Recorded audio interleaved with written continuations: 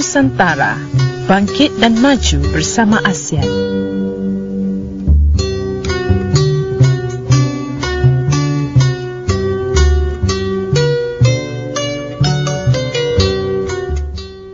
Selamat petang, bersama saya Raditya Arman Muhammad dalam Durian Nusantara, bangkit dan maju bersama ASEAN.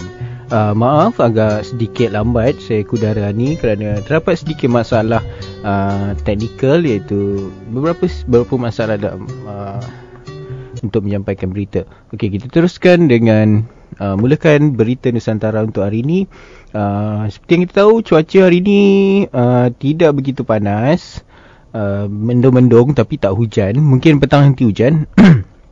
Dan hari ini 14 Ogos. 14 Ogos untuk sejarah hari ini, 14 Ogos adalah hari kemerdekaan untuk negara Pakistan. Republik Islam Pakistan atau Pakistan adalah sebuah negara yang terletak di Asia Selatan. Ia mempunyai garis pantai iaitu 1,046 km atau 650 batu sepanjang Laut Arab di selatan dan disepadani oleh Afghanistan dan Iran di barat, India di timur dan China di timur laut jauh. Pakistan mendapatkan kemerdekaan, menyambut hari kemerdekaan, mendapatkan kemerdekaan pada tahun 1947, iaitu 14 Ogos. Seterusnya adalah Sukan Olimpik Belia pertama. Sukan Olimpik Belia musim panas 2010 bermula di Singapura. Sukan Olimpik Belia Singapura 2010 atau Sukan Olimpik Remaja Singapura 2010 ialah acara multi sukan untuk belia yang diadakan di Singapura pada 14 hingga 26 Ogos pada 2010. Ia merupakan acara julung kali Sukan Olimpik Belia. Sebanyak 3,531 atlet berumur antara 14 dan 18 tahun dari 204 jawatan kuasa Olimpik kebangsaan akan bertanding dalam 184 acara dalam 26 sukan. Itu sejarah hari ini, iaitu Sukan Olimpik Belia pada tahun 2010 yang kemarin pada 14 Ogos.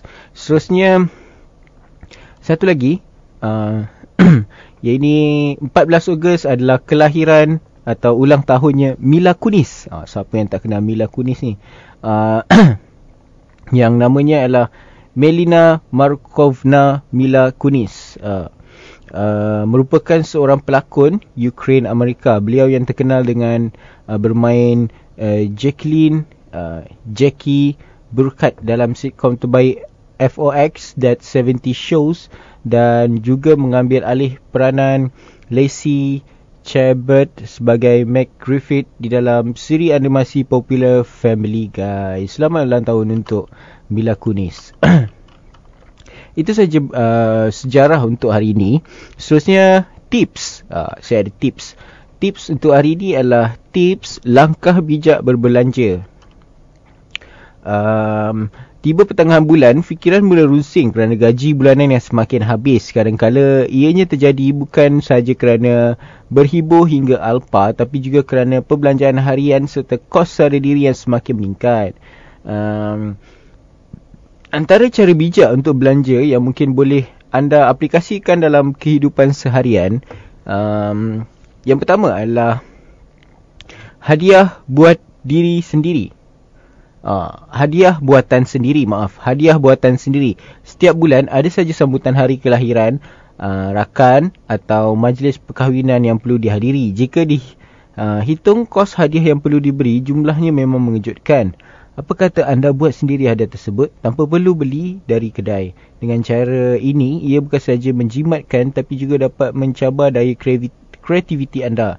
Terdapat banyak idea barang DIY seperti haruman lilin, gubahan bunga, wax rambut, bingkai atau album gambar serta perhiasan rumah yang boleh dibuat. Malah terdapat juga idea pembalut hadiah menggunakan daun pokok yang dihias kemas tali serta bunga.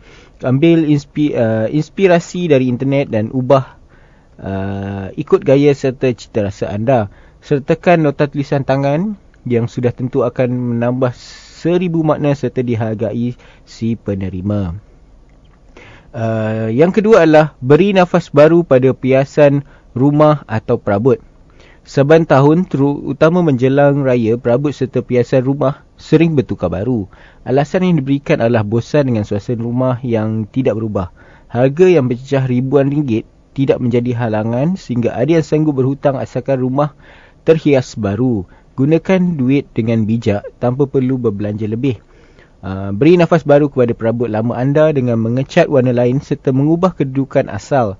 Jika anda berani catkan perabot dengan warna elektrik yang sudah tertentu, akan membawa kelainan kepada hiasan rumah anda. Hiasan rumah anda juga boleh diguna pakai dengan idea yang berlainan. Teliti setiap aspek rumah anda. Fikir di luar kotak fikiran akan kegunaan perabot yang boleh diberi nafas baru. Percayalah, ianya akan menjimatkan banyak wang anda kerana kos yang berkurangan. Dan yang terakhir, yang ketiga adalah berhenti membeli baju, periksa keseluruhan gerobok anda atau almari pakaian anda. Antara masalah kronik yang tidak boleh ditinggalkan sudah tentunya ialah shopping berlebihan. Kawal perasaan anda dalam beli pakaian kerana ianya antara faktor utama yang menjumbang kepada penjimatan. Periksa gerobok anda di rumah. Himpunkan semua helaian yang ada. Anda mungkin terkejut dengan setengah hidden treasure yang mungkin dijumpai. Padankan semula helaian yang ada dengan padanan berlainan untuk dipakai setiap hari. Jika tidak pasti, ambil inspirasi dari internet atau selebriti. Mix dan match akan membuatkan anda nampak segar, tampil lain sangat seperti membeli helaian baru. Itu saja tips untuk hari ini. Kita teruskan dengan berita Nusantara. Berita Nusantara. Kembali lagi bersama saya Raditya Muhammad. Kita teruskan dengan berita antarabangsa.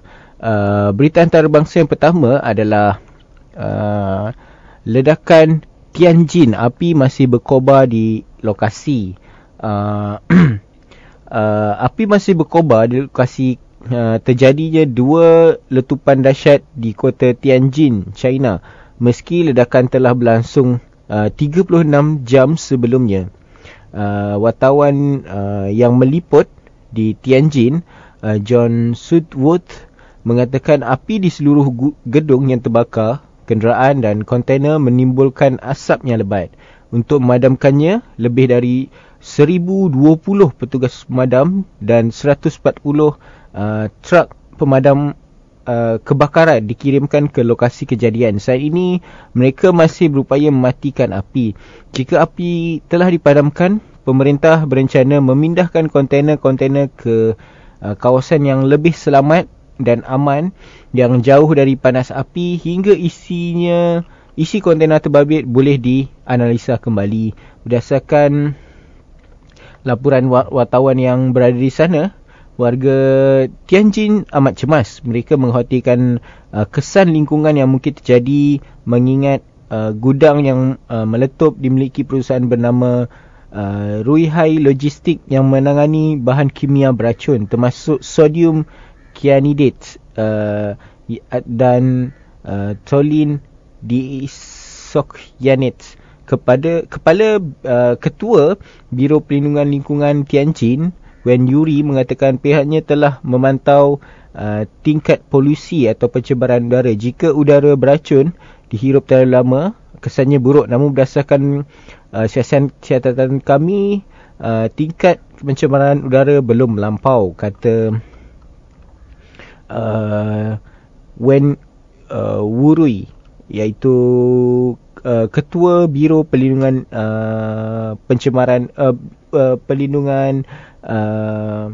lingkungan. Akibat letupan ini sebanyak 50 orang meninggal dan ratusan lainnya cedera. Dari jumlah korban meninggal, diketahui sebanyak 17 di antara mereka merupakan petugas pemadam kebakaran.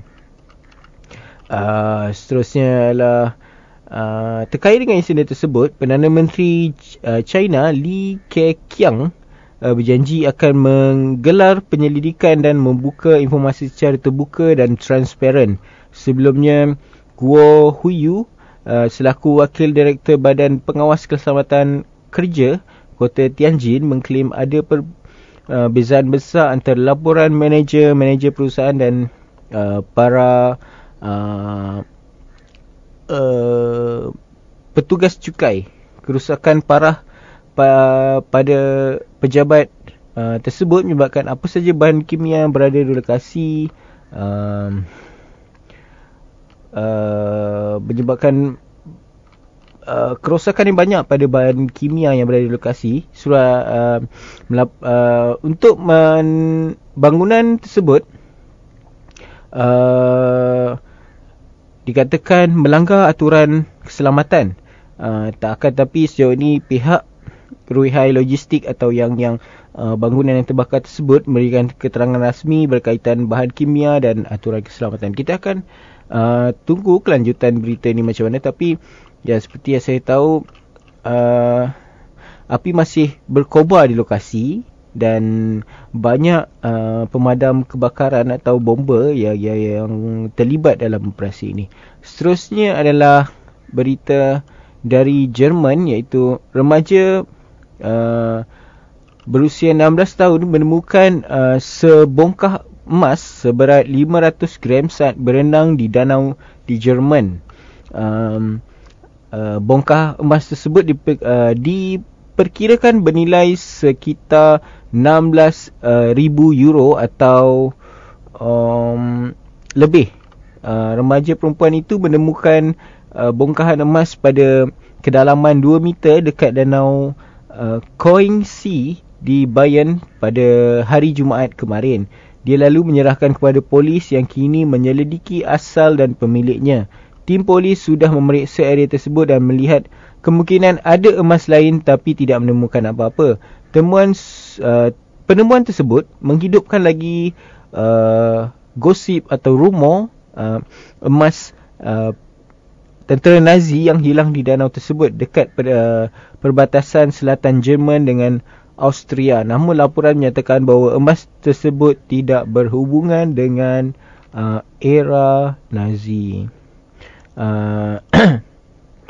Seterusnya berita dari Korea Selatan yang Festival filem Busan edarkan daftar filem Asia terbaik sepanjang masa. Festival filem Busan di Korea Selatan akan segera mengedarkan 10 daftar atau 10 list filem Asia yang dianggap terbaik sepanjang masa. Dalam kedudukan tertinggi pada carta tersebut adalah Tokyo Story, dikeluarkan pada tahun 1953, sebuah filem karya Ozu Yasujiro. Di tempat kedua adalah Rashomon pada tahun 1950, karya sutradara Jepun yang lain ialah Akira Kurosawa. Saya sangat meminati Akira Kurosawa ni. Yang seterusnya ialah daftar ini dibuat berdasarkan pemilihan yang dilakukan oleh 73 orang tokoh yang terdiri dari kritikus, programmer festival dan sutradara di Asia. Mereka yang terlibat di antaranya adalah Jonathan Rosenbaum, Tony Raines dan Hasumi Shigeko dan Mohsen Malbaf, Bong Joon dan Apichat Pong Wasentakul. Masing-masing tokoh ini memilih 10 filem yang mereka unggulkan, menghasilkan jumlah lebih 113 filem karya dan 106 orang sutradara yang masuk dalam daftar tersebut. Dalam daftar itu, satu-satunya filem Indonesia yang masuk dalam daftar adalah Puisi Tak Terkuburkan, The Poet, karya sutradara Garin Nugroho. Disebutkan di website festival, daftar ini akan diperbaharui setiap 5 tahun dan dimasukkan sebagai panduan nilai estetik dalam sejarah sinema Asia dan menemukan mahakarya tersembunyi serta sutradara berbakat Asia. Seperti yang saya cakapkan tadi, 3 yang teratas adalah, yang pertama adalah Tokyo Story, filem pada tahun 1953 karya Ozu Yasujiro dari Jepun. Yang kedua adalah Rashomon 1950 karya Akira Kurosawa dari Jepun juga. Dan yang ketiga In the Moon for Love pada tahun 2000 oleh Wong Kar-wai dari Hong Kong. Kita rehat sebentar sebelum kita teruskan dengan berita politik dan hal ehwal semasa.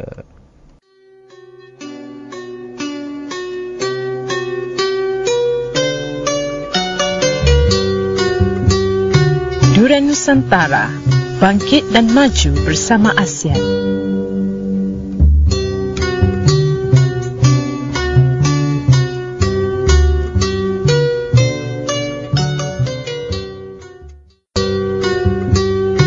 Durian Nusantara, bangkit dan maju bersama ASEAN. Berita Nusantara. Kembali lagi bersama saya Raditya Arman Muhammad dalam Durian Nusantara, bangkit dan maju bersama ASEAN. Sekarang kita masuk ke dalam segmen berita politik dan hal ehwal semasa. Berita politik dan hal ehwal semasa yang pertama adalah mengenai seorang terbunuh, 5 cedera, pesawat Komala Air terhempas. Jayapura, Indonesia, seorang terbunuh manakala 5 lagi cedera apabila sebuah pesawat penumpang kecil terhempas di wilayah timur Indonesia ketika cuba mendarat pagi tadi, kata pegawai penyelamat. Kapal terbang jenis Cessna yang dikendalikan oleh syarikat Indonesia Komala Air terhempas di landasan lapangan terbang Ninian di wilayah Yahoo Kimo, Papua kira-kira jam 7.45 pagi waktu tempatan. Terdapat 6 orang di atas pesawat itu apabila ia terhempas. Seorang juruteknik terbunuh manakala juruterbang dan 4 penumpang parah termasuk patah tulang. Mangsa yang cedera dikejarkan ke hospital. Cuaca buruk dipercaya menjadi punca nahas. Seorang wartawan yang berada di Papua berkata terdapat angin kencang apabila nahas itu berlaku. Seterusnya adalah kumpulan mafia memanipulasi harga daging. Masih lagi di Indonesia, Jakarta, Presiden Indonesia Joko Widodo atau dikenali sebagai Jokowi mengesyaki ada kumpulan jenayah terancang yang terlibat dalam peningkatan harga daging di pasaran negara itu baru-baru ini. Harga daging melonjak kepada rupiah 140,000 atau sekitar RM41 sekilogram. Walaupun Menteri Pertanian Sulaiman memberitahu negara itu mempunyai stok yang mencukupi untuk 4 bulan akan datang. Terdapat kumpulan yang sengaja menyembunyikan bekalan daging di pasaran dan perkara ini disiasat, kata Jokowi. Beliau juga menegaskan bahawa bekalan daging mencukupi. Persoalannya, jika kerajaan mengimport daging dalam jumlah yang besar, apakah harganya akan turun, katanya. Menteri Perdagangan Rashmat Gobel baru-baru ini meluluskan import 50,000 lembu dari Australia. Jumlah itu lebih rendah berbanding suku tahun sebelumnya iaitu 270,000 ekor. Jumlah yang terlalu rendah itu dikatakan mencetus manipulasi harga daging oleh beberapa pihak yang mahu memaksa kerajaan meningkatkan kembali jumlah import lembu tersebut. Pengurusi Suruhanjaya Parlimen Heri Gunawan berkata pengimport lembu itu memberi kesan kepada mafia daging. Pengurangan ini menyebabkan kumpulan berkenaan mengalami kerugian besar dan mereka memaksa mereka memanipulasi harga daging. Itu yang berlaku di Indonesia, di mana kerajaan mengimport bukan setengah, malah seperempat dari sebelumnya mereka mengimport sebanyak 270,000 ekor dan sekarang mereka hanya mengimport 50,000 ekor lembu saja dari Australia untuk stok bekalan daging di negara Indonesia. Jadi daging semakin kurang dan harga daging menjadi tinggi, dan ini dikatakan ada kaitannya dengan kumpulan mafia yang memanipulasi harga daging, iaitu menyimpan stok-stok daging sehingga harga naik dan mereka akan keluarkan stok-stok tersebut. Kita masih belum pasti dengan berita ni, tapi kita akan membahas lebih lanjut jika ada berita-berita yang terbaru. Seterusnya, Australia hantar bantuan mangsa banjir di Myanmar. Ya, yang seperti yang kita tahu bahawa Myanmar mengisytiharkan negara mereka sebagai darurat setelah mengalami banjir. Australia telah menghantar kira-kira 1,000 unit kit keperluan keluarga dari Depot Respon Kemanusiaan Pertubuhan Bangsa-Bangsa Bersatu UNHRD di Kuala Lumpur ke Yangon, Myanmar untuk bangsa banjir dan tanah runtuh. Barang itu terdiri daripada set dapur, selimut, pakaian, kelambu, kit kebersihan dan peralatan sekolah akan diagihkan kepada keluarga oleh World Vision and International Organisation for Migration, kata pengurus Depot UNHRD Kuala Lumpur, Bel Ketchum Banzaza dalam satu kenyataannya. Penghantaran bantuan kemanusiaan ini menunjukkan kerjasama kukuh antara Australia, UNHRD dan Pusat Penyelarasan ASEAN bagi Bantuan Kemanusiaan AHA Center. Kerjasama untuk menghulurkan bantuan yang sangat diperlukan secara selaras, cekap dan tepat pada masanya. Sebuah pesawat C-17 dari pasukan pertahanan Australia berlepas dari Angkatan Tentera Udara Australia dari Darwin ke Kuala Lumpur untuk memuatkan barang-barang bantuan yang terlebih dahulu ditempatkan di gudang UNHRD. Pesawat kedua dijangka tiba pada besok harinya dengan membawa bekalan bantuan Australia termasuk bot, tarpaulin dan kelambu untuk pusat AHA. Hujan lebat, monsun dan tanah runtuh di Myanmar telah menjejaskan hampir 330,000 mangsa dan mengorbankan sekurang-kurangnya 88 orang di Myanmar, iaitu banjir paling teruk sejak beberapa dekad ini. Kita masih saya turut bersimpati dengan keadaan negeri yang berlaku di negara Myanmar, dan semoga dengan bantuan ini dapat meringankan beban mereka dan paras banjir akan segera surut. Seterusnya, berita dari Manila, iaitu Abu Sayyaf penggal tebusan. Di Manila, militan Abu Sayyaf memenggal kepala seorang pemimpin tempatan, diculik mereka dan mengancam membunuh 2 lagi tebusan yang ditahan di selatan Filipina jika wang tebusan tidak dibayar. Semalam, Brigadier General Alan Aro Jado berkata mangsa yang dibunuh itu adalah Rodolfo Buliga. Berdasarkan nota ditinggalkan pada mayatnya yang ditemui di tepi jalan di Maimbung, Sulu petang kemarin. Kumpulan pelampau diketuai oleh Abu Sayyaf Yasir.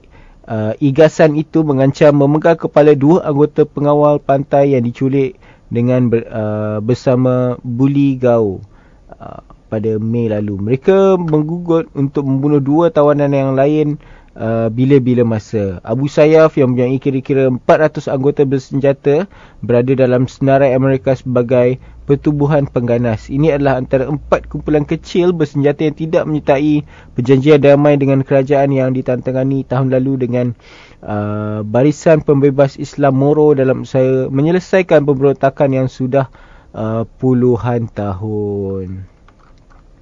Itu saja berita antarabangsa untuk hari ini. Kita rehat sebentar sebelum kita teruskan dengan berita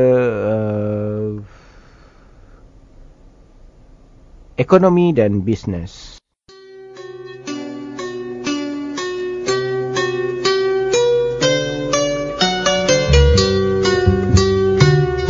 Nusantara.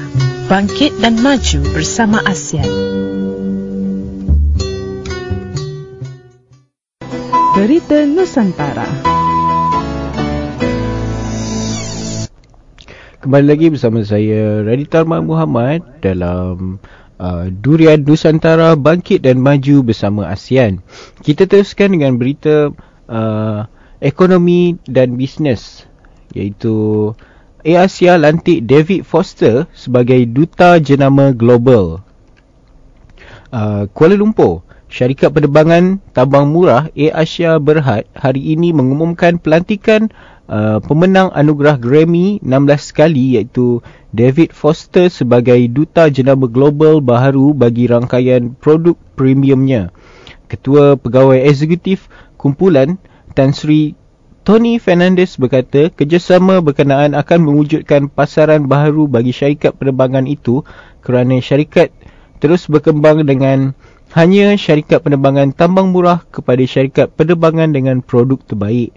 Perkongsian dengan David bagi Premium Flix dan Premium Flatbed akan meningkatkan kedua-dua produk ini ke tahap yang lebih tinggi, kata Tony Fernandez kepada pihak media. Premium Flex adalah produk khusus yang menawarkan flexibility kepada pengembara dengan nilai lengkap, antaranya dengan bagasi 20 kg percuma dan makanan dalam penerbangan. Fernandez berkata dengan Foster sebagai imej jenama global, syarikat penerbangan itu berharap dapat menarik lebih ramai pelanggan serta dalam sektor korporat. David mempunyai personaliti yang baik dan semangat yang tinggi dalam segala yang dilakukannya. Kami berharap membabitkan pelanggan melalui muzik, kata Fernandez lagi. Dalam pada itu, Foster sebagai ahli muzik, penulis lagu, penerbit dan artis rakaman terkenal dunia berkata, saya berharap satu perkongsian hebat dengan AirAsia apabila memulakan perkongsian ini. Itu saja berita ekonomi dan bisnes untuk hari ini. Setelah ini kita akan ada segmen ruang tamu kita bersama event atau sebuah acara yang sedang berlangsung, iaitu Kuala Lumpur Fashion Week 2015. Kita ada dua tetamu dan kita akan bahas mengenai atau bercerita atau untuk tahu lebih lanjut mengenai Kuala Lumpur Fashion Week 2015. Jangan ke mana-mana, setelah ini akan ada siaran ruang tamu kita. Sebelum menutup berita Nusantara, kata-kata bijak saya untuk hari ini adalah, jika kamu terus mengeluh atas apa yang tak kamu miliki, kamu tidak akan pernah merasa cukup dalam hidup ini. Syukuri apa yang kamu miliki. Sampai di sini saja berita Nusantara dari saya Raditya Muhammad. Kita jumpa lagi minggu depan pada jam yang sama dan salam cinta damai.